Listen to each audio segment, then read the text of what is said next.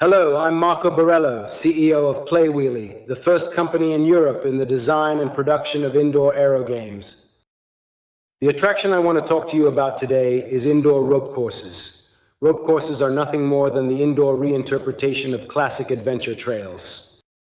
The skill and agility tests that were initially designed to transition from one tree to another have been reimagined in the indoor edition, creating structures typically constructed of iron, with platforms for arrival and departure.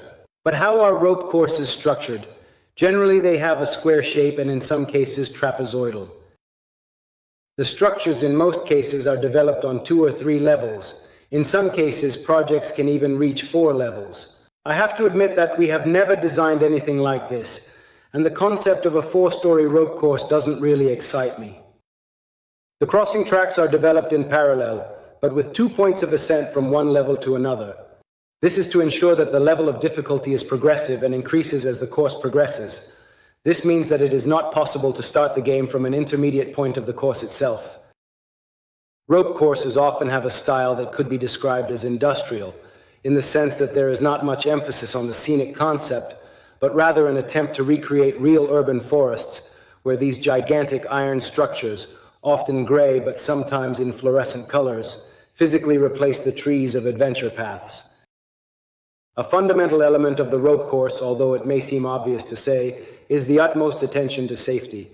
In practice, children as well as adults will navigate the entire course while attached to safety ropes, which in turn will have 2 safety lines and 2 corresponding carabiners to ensure security in any situation.